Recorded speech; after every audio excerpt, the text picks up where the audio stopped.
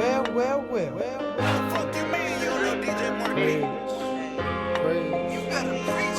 may disagree, but up to me, it's a fact. You're paying running backs, it ain't no fun in that. Yeah, the sermon about to start, so I hope you know your stats. And if Kev get it wrong, then Rashad gon' have his back with the facts. Matter of fact, all we do is say wins. When wings, congregation say amen. Trades, debates, wins, losses, the latest news, but Prophet Kev speak, he got him saying hi. All right, welcome to Preach Kev, Preach with Rashad. We are the prophets in the episode, another sermon. Coming at you from Wild Card Sports here on Wild Card TV. We are back. Rashad, what's going on, man? Back with another playoff prophet theory. What's going on? Oh, nothing too much, man. Just the usual, man. You know, we gearing up for the NFL season. I know it's a lot of stuff going on, a lot of teams about the vaccination stuff. You know, will they or won't they? It's gonna be crazy, man. Like if teams have to forfeit some games. You know, last year they were readjusting the schedule to accommodate, but this year you got your chance. But this year, you know, you gotta either get it or forfeit, and that stuff can really divide some locker rooms too, man. You think about, man, a whole position got to go quarantine because, you know, they get game checks and you may miss a game and now you just lost your bonus because you didn't get 3 tackles in this game when you missed on a couple catches. Right. You know, you can have some guys missing out on a couple incentives, man. So that could be crazy. And then, you know, one game can always just turn. You know, if you forfeit a week 8 game because of, you know, COVID violations, whatever, that could be a reason you missed the playoffs at the end because you forfeit. It's automatic L. You didn't give yourself a chance to compete.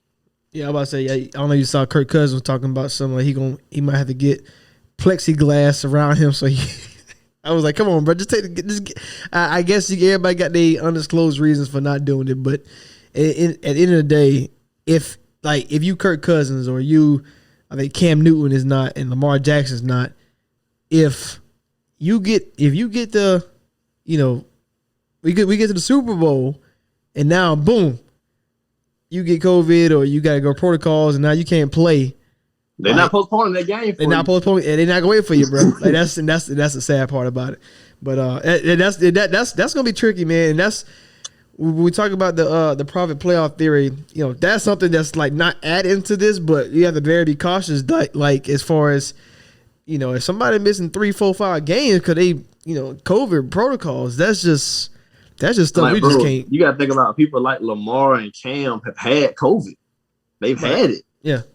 Well, I mean, COVID, these variants, Delta, whatever they're calling it, you know, all these other variants out there.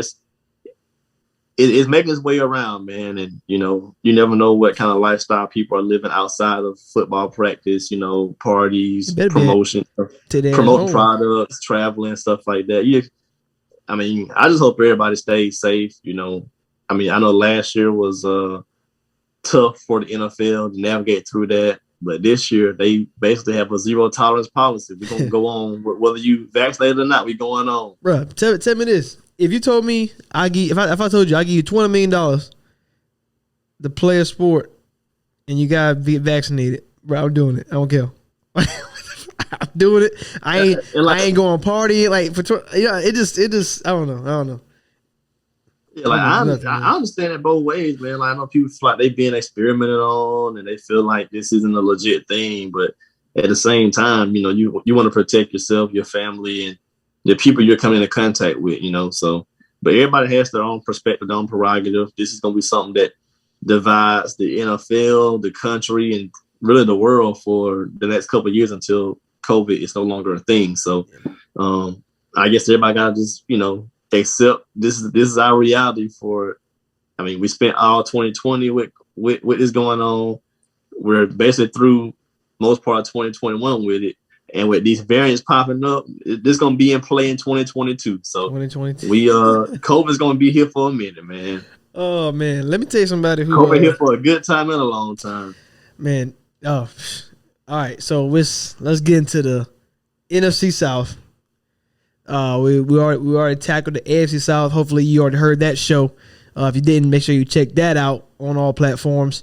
Certainly, got to do a little plug, Rashad. I've been going. Preach with Rashad, every platform, Spotify, iHeartRadio, Apple Podcasts, Google Podcasts, anywhere else, man, make sure y'all check that out. Check the AFC South show, and here's the NFC South show. Man, so this division is we talked about last year with all the old heads. Drew Brees now retired from the Saints. You still got Matt Ryan. You still got Tom Brady. And the Panthers are still young. They brought in Sam Darnold now as a low risk, high reward type of situation. So we got a wide range of teams as far as like, you know, where they're at and where direction they're going in and what place they're taking.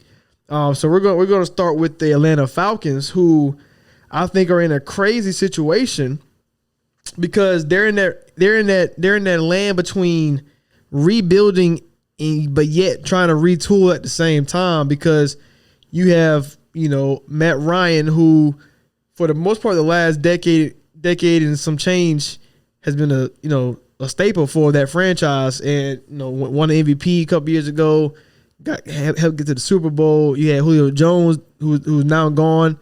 It's just this team now, new regime, brought Arthur Smith, new GM, and they had opportunity to draft a quarterback for the future. They chose not to.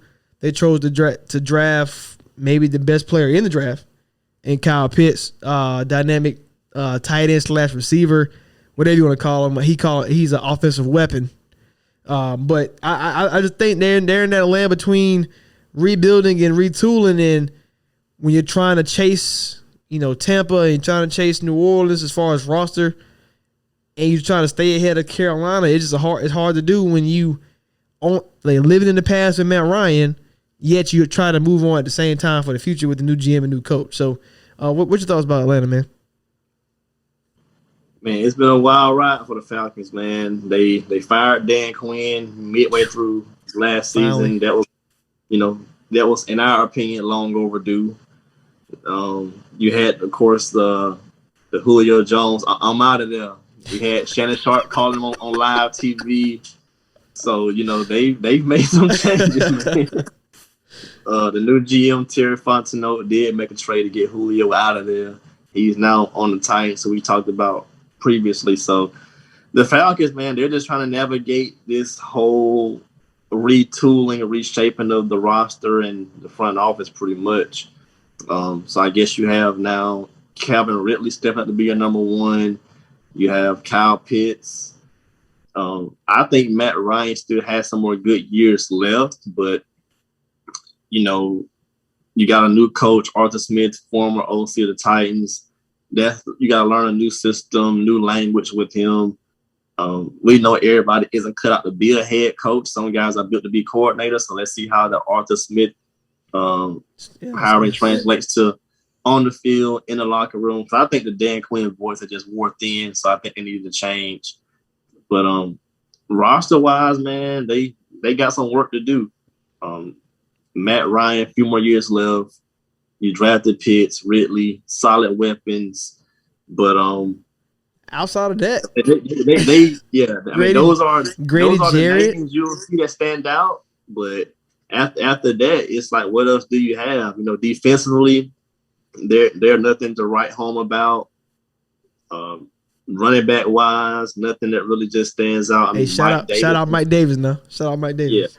Yeah, we're gonna give respect to Mike Davis, but you know, they don't really have that elite running back or that elite running back by committee that makes you just go like, okay, this could do some things on, you know, if they need 1,000 yards, 1,200 yard rusher, you know, because I think they're going to be behind in so many games this year that Mike Davis will be a non-factor. I think they're going to be just passing the ball a lot. So, hey, I need you. Matt Ryan's turnovers may be kind of high from throwing the ball so much. I'm gonna need you to take that statement back about Mike Davis not being nothing, because he's my best dynasty running back. I need Mike now. I need Mike to go crazy. Yeah, I'm not sure how good they'll be, man. Like I don't see them being with the way their roster is constructed. I don't think they have a top 20, top 25 defense. Nope. I just think Matt Ryan's gonna be throwing the ball a lot of garbage yards in the fourth quarters, is just trying to run the clock out. Yeah, I'll say this: when you're looking at things as far as offensively, I think something that's very underrated for the team is the addition of Cordell Patterson. When you talk about in the kickoff return game, the punt return game, somebody who's, if they had a Hall of Fame for just returners, like if that got in the Hall of Fame, he's definitely a top 3 or top 4 in my opinion. Obviously, Devin Hester, one of the best to ever do it, but if he comes in and brings a different dynamic, because he can be a running back or a receiver. If he brings a different dynamic, that can help out a lot, especially in the backfield. Matt Ryan, like you said, with the offensive line, where it's at the point where it's put up or shut up. You drafted 2 guys in the first round a couple years ago, and it still hasn't worked yet. And it's like, okay, are y'all the guys, or did we just waste a first round pick and put ourselves back some more years? And I think that's what Atlanta is trying to do. Is like you're keeping Matt Ryan to stay afloat, but do you have even the team to where you can be that Drew Brees, Sean Payton, when you're just going to be 500 because we got a good quarterback? And when you talk about the roster, you look down at it, you really don't see it. Outside of Grady Jarrett on defense, you got Dante Fowler Jr., Deion Jones. Everyone else, you're kind of hoping comes to light, like Ada Terrell, going his second year. Whether he can be a shutdown corner, like you need guys, you got to hit on draft picks now. And if you hit on Kyle Pitts and if you hit on AJ Terrell, well, maybe we got something going. Maybe you can muster up something again. But with a team, they got Arthur Smith, who you mentioned, about the coordinator spot. He don't have a Derrick Henry to rely on. He don't have that. That's a big monster to rely on for the last few years as a coach. But you don't have that, so he's coming in, and we both got him last due to the profit playoff theory. Being a new coach, especially in this division where we got other big names that we'll get into later. Where can they go? And I just struggle to look at their line and say like, oh, they can win more in this games, because Vegas as I pull up the Vegas odds, Vegas has Atlanta 7.5, and when we went through the schedule together, it was tough. I don't know where they got 7.5 from. You talk about big stretches when you have to go at Miami, you get Carolina, at New Orleans, at Dallas, and then the New England game. Like, that's just, even that kind of stretch, you'd be like, can they win that game?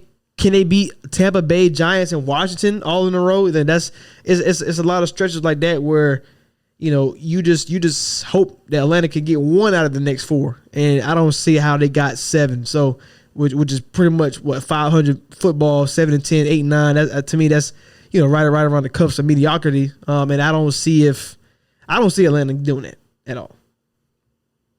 Yeah, I mean, I'm not a Falcons fan, but I like Matt Ryan.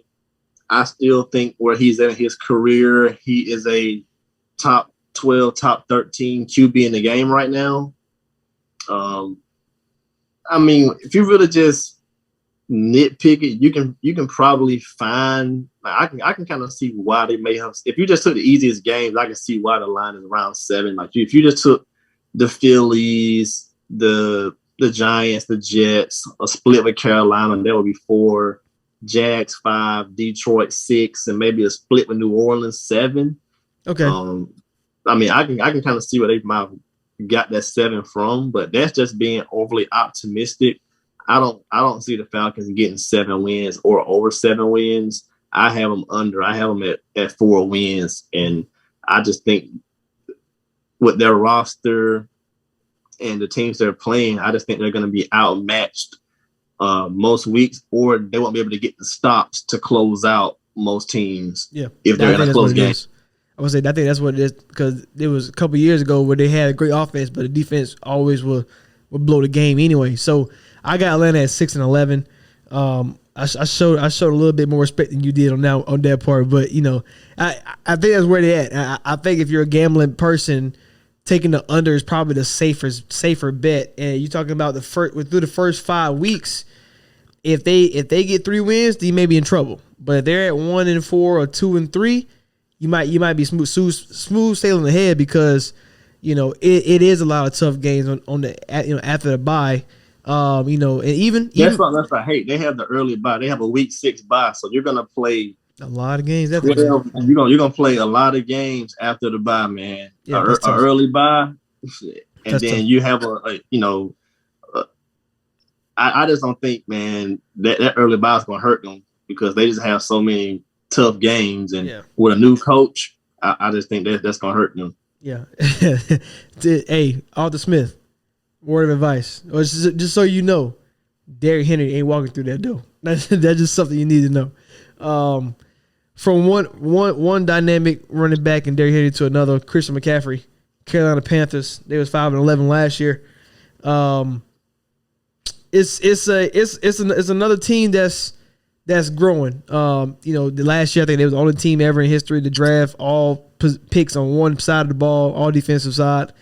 Now you get Sam Darnold instead of Teddy Bridgewater, and for the people who've been on Sam Darnold, this is the opportunity for them to rise out of the ashes. There's no Adam Gase around you. You got Joe Brady and offensive coordinator Matt Rule, we know his track record as far as building programs. He has turned around Temple University, turned around Baylor, and can he turn around the Carolina Panthers? That's the next docket. And now that he got a quarterback who has the tools, now it's up to Sam Darnold to show the tools and use the tools, especially now that he's no longer on the Jets, where he got Chris McCaffrey instead of aging Le'Veon Bell and the aging Frank Gore. Now he got Robbie Anderson again, DJ Moore, who's a stud, and you're talking about having the weapons. And when you got a QB who's young, and you put him around somebody like that, that's good GM on their part, bringing him in, because what they get for like a second round pick or something, a very low reward, low risk to get Sam Darnold. And then if he turns out to be your franchise quarterback, for what he's done in the past, there's no way after one season, unless they go to the Super Bowl, he's going to ask for big money. So you might can get away with paying him $20 million and having so much money to use versus, teams like, just name a few, the Minnesota Packers, Chiefs, when your quarterback is making, so much money. And with Sam Darnold being a low risk, high reward, I mean, really, the sky's the limit for Carolina and this offense and defense team. Yeah, it's lights, camera, action. Scene 2 for Matt Rule, his second year there in Carolina. They've hit the reset button. They got Teddy Bridgewater out, brought in Sam Darnold. I think they should be taking a long-term approach. They shouldn't just do this as a 1-year approach, because by going to get Darnold, you're looking at, okay, if this does work out, do we pay him? Do we go back and reevaluate and go back to the draft board? So you're looking at a couple of things in regards to that. You've hit the reset button on your QB spot 2 years in a row. Cam is out. Teddy. Now they had the under Rivera had the countdown experience. Now with Rule, they had Teddy. Now you have Darnold. So you hit the reset button. Do you hit it again if Darnold doesn't pan out? We know the Adam Gase factor is real. We saw what Tannehill did post Adam Gase. So that's the history we got to look at. Then that's pretty good. Then. Yeah. So it's that big question of, does Sam Darnold have that same leap? Because he's the wild card. He's basically going to determine how high this team can ascend. So. Yep. Let's see if he can take a big leap after basically being underwhelming so far in his career. He was a high pick, but granted, situations do play a part in how you perform. So let's see what he can do. He has some weapons. Christian McCaffrey, arguably the best back in football, depending upon who you ask. DJ Moore, one of my favorite young receivers in the game, reunited with Robbie Anderson. They had some nice plays together with the Jets. So it's going to be an interesting year for Darnold. I think they can trend in the right direction with Matt Rule and Joe Brady. He has the coaching around him to be better. Mm-hmm. So that's the thing you want to see. You want to at least give him the tools to see what he can be. So it's just going to be a matter of how good is he this year, and then that'll determine if they decide to move forward with him in the future, or do they decide to go back to the drawing board and reset QB again next year. Defensively, they got a couple things over there. Burns, Jeremy Chin, couple things, but they're still a young team trying to find their way. Hey, I kind of want to ask you this. It's kind of like maybe a little tangent because like I think that's the question you said about Darnold being the wild card, and situations play a role. I mean, that's life in general. Do you think Sam Darnold is still the worst? Okay, obviously Josh Rosen the worst quarterback of the five because he can't even start. At least Darnold starting. But do you think if Sam Darnold went one to Cleveland, or if we did a hindsight draft where Josh Allen goes to the Jets or Lamar goes to the Jets, do you think if Sam Darnold didn't go to New York, we would be talking about him in a whole different light, or do you think do you think he could have helped Buffalo the way Josh Allen did, or do you think he could have not let the Cardinals choose Kyler Murray if he went there instead? Like, do you think Sam Darnold got it, or do you think he's the type of guy that needs to have the right situation for everything to be perfect for him to succeed?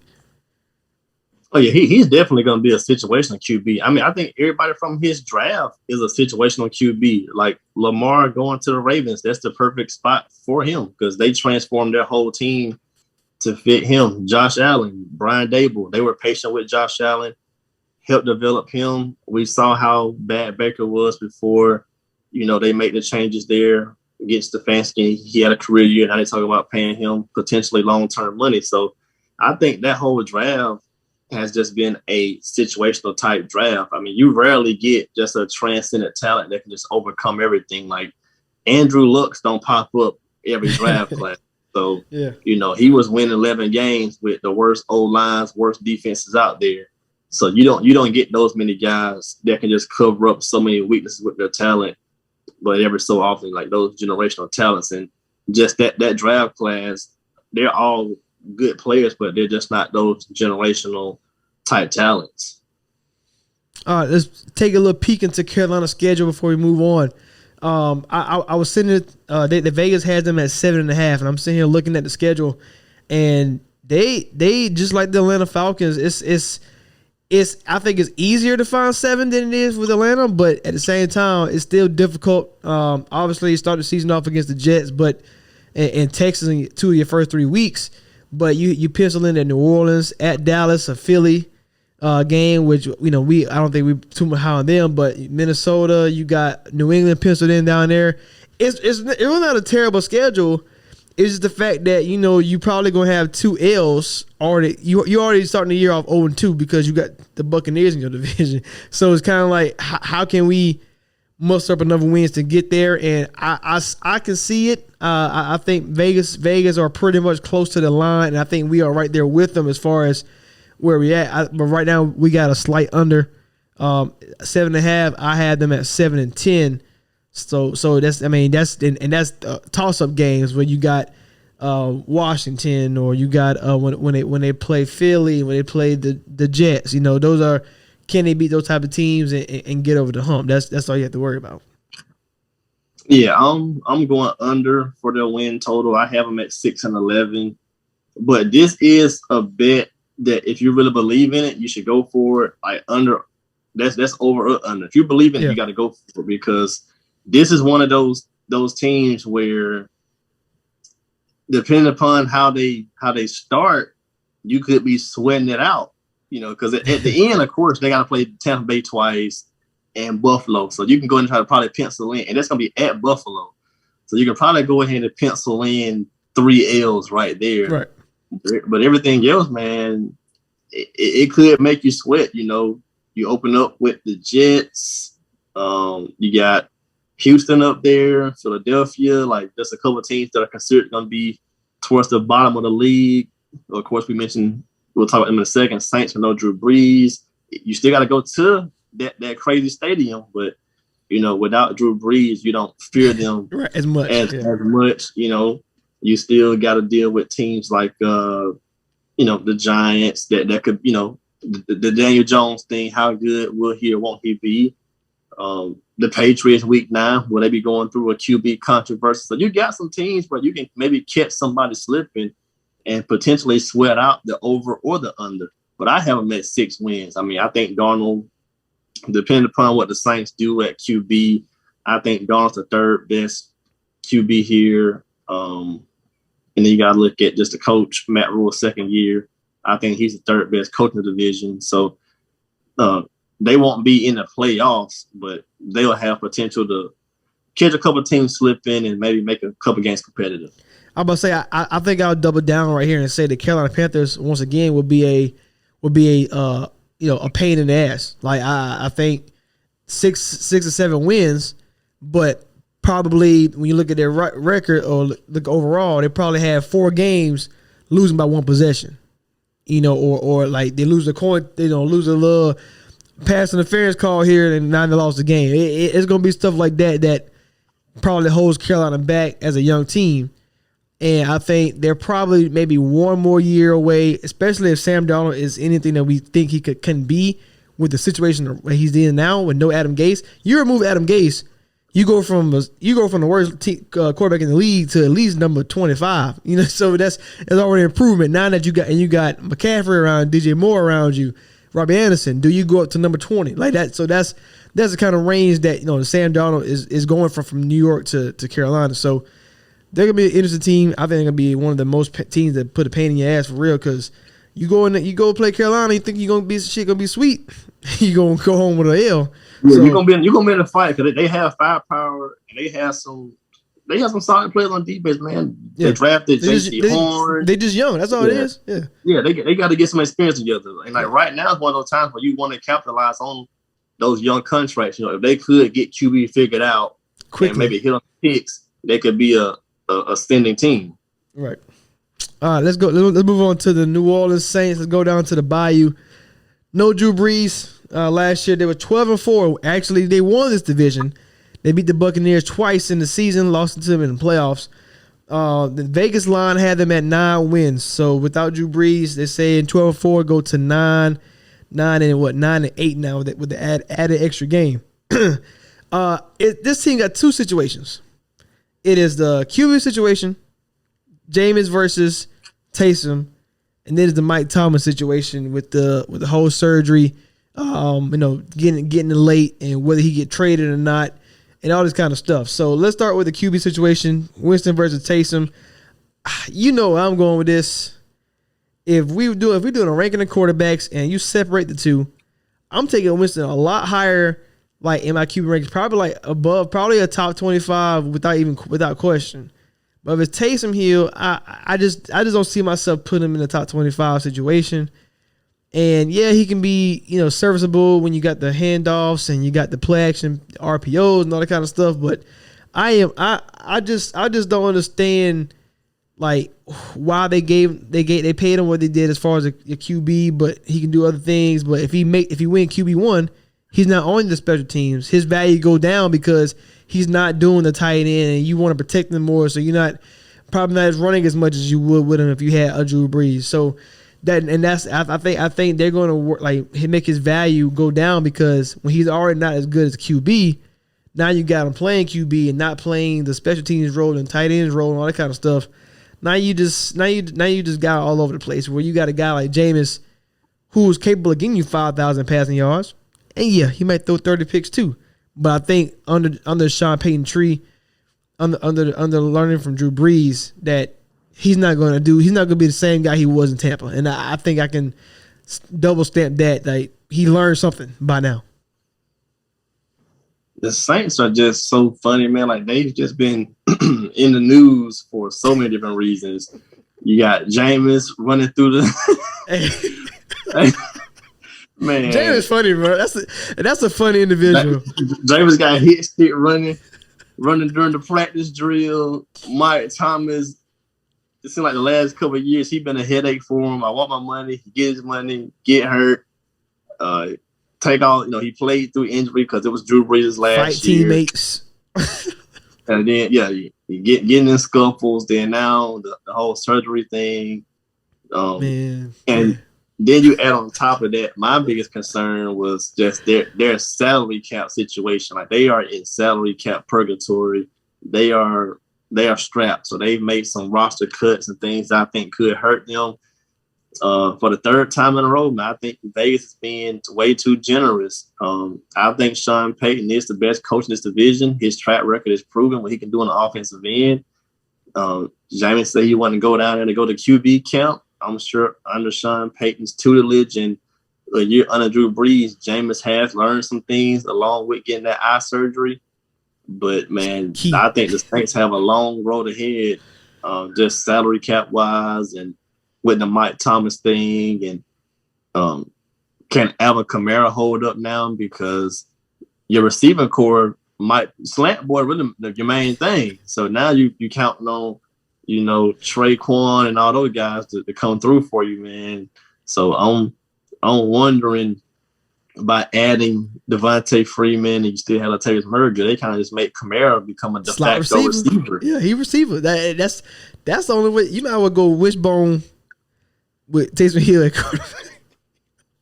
Like I'm wondering what they're gonna do this year, man. I think Vegas is being way too generous with 9 wins. Like I think even at an advanced age in football years, losing Drew Brees that's not just a 3 win deficit. I mean, it's not. Him and Sean Payton, those guys were locked in for too many years, and it's just certain stuff that Drew Brees could do, game situation wise. He was the team leader. He was doing all the pregame speeches. It's just certain things that he had his pulse on that I don't think. I guess they count on Sean Payton doing one heck of a coaching job, but right. I can't see the Saints getting the 9 wins. I think 7 is the max. Yeah, it's crazy because the way me and Rashad got the schedule is I actually had the Saints being 4-10 going into the last 3 games, while Rashad had them being 5-10 going into the last 2 weeks.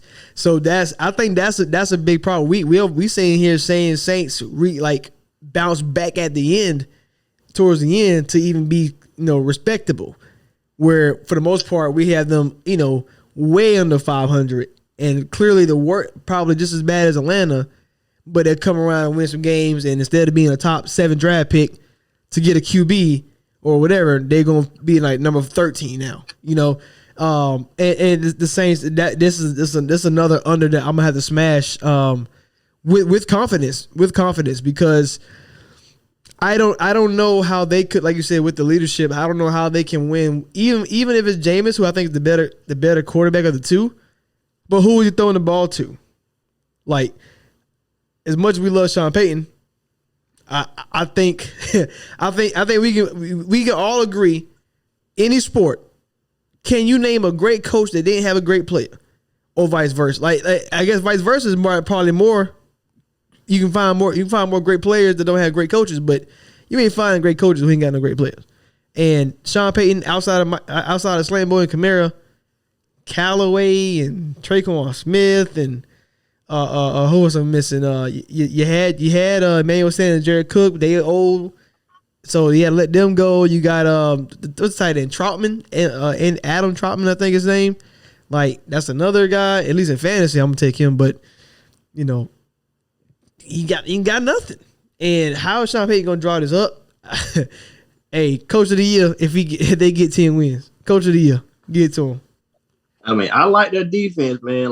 Certain people on there. I like Davenport. I like Demario Davis. I like Cam Jordan, Janoris Jenkins.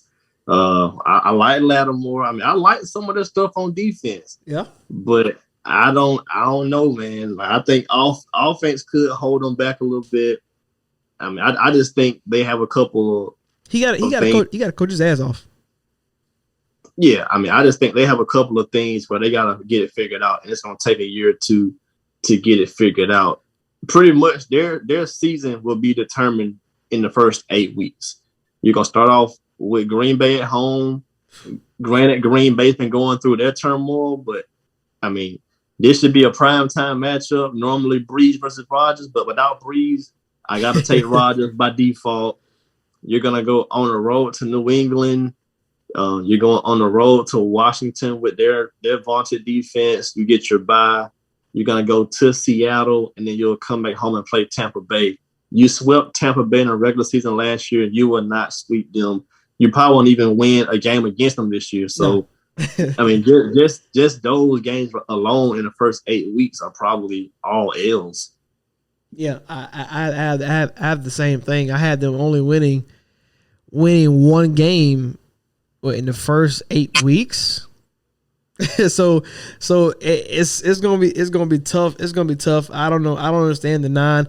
I get it. I think they're going with that, probably that Bears, how the Bears played the last few years with Mitch Trubisky, like just overwhelm you on defense, and that's your key to success. But if you get behind like the Ravens, what are you going to do? And that's probably what the Saints are at right now. Whoever's at quarterback. Yeah, I'm with you, man. I want to see how it goes down in the Bayou, man. It's gonna be interesting. The Pelicans, the Saints, both of them. Both of them can be bad now. Need to move, boy. All right, so let's go to the Super Bowl champs, man. Let's talk about a real winner. You know, let's talk about a team who put some wins on the board. Tampa Bay Buccaneers, it was 11-5 last year. Vegas had them at 12 wins this year. They basically have the running back mentality. You got Brady back, you bring AB, you got Godwin, Evans. Gronk is here. You brought Sue back. You got Devin White. You got Antoine Winfield getting better. You just got a great team, and that's right. And that's I know that's kind of crazy to say, but that's it. And on top of that, why you think they're gonna win a lot of games this year? They have a second place schedule. They won the Super Bowl with the second place, and they got second place. Like that's how you stay at the top, because teams like the Chiefs, who won the division last year, they got to play all the great teams who won the division. But now but teams like the Buccaneers, instead of playing Green Bay, you get Chicago. Like that's a difference, a big difference. I think Washington. So Dallas can't. I think Dallas came in third, right? So, I think they got that whole division anyway, so it wouldn't matter. But if they was playing that division, they would get who came in second for the NFC East last year? Giants or Cowboys? I think so. Or Cowboys, one of those two. But you might get Cowboys this time, so that's probably a different story. But but the fact is, you got to avoid a lot of first place teams. I mean, it's not too much to talk about Tampa Bay. I mean, they have the best quarterback in the division. Then they have this, second best coach in my opinion, Bruce Arians in the division. And when you have a top 2 coach and a top 2 quarterback, you probably that's right with the playoff theory. You in the playoffs. So it's not a matter like if they make the playoffs. It's like what seed would they be? And I have them pretty high. So, man, I'm not usually a fan of the whole running back thing, but with the way their team is constructed, they're in win now mode. You kind of had to run it back. You got Brady.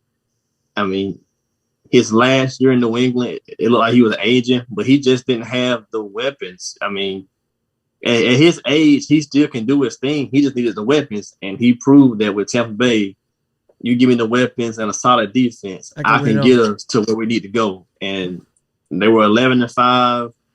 Played some road playoff games, but they got to the Super Bowl and they dominated the heck out the Chiefs.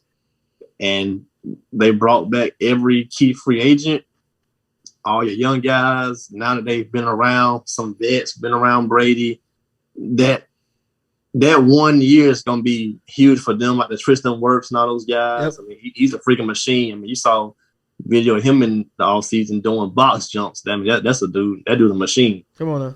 So, I mean, and this team, they won last year with some key guys injured, like O.J. Howard, Cam Brate, those guys will be back.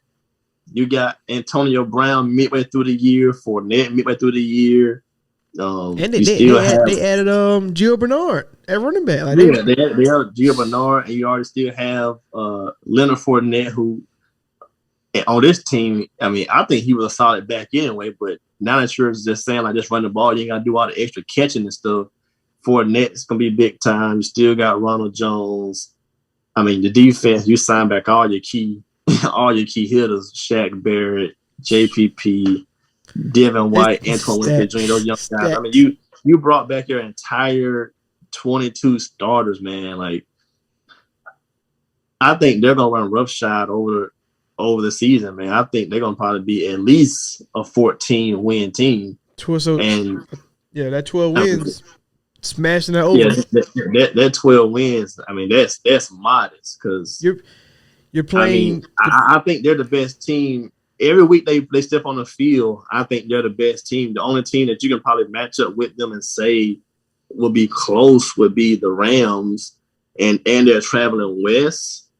Of course, they're going to play some teams with some good defenses, and there's always trap games and stuff like that. Right.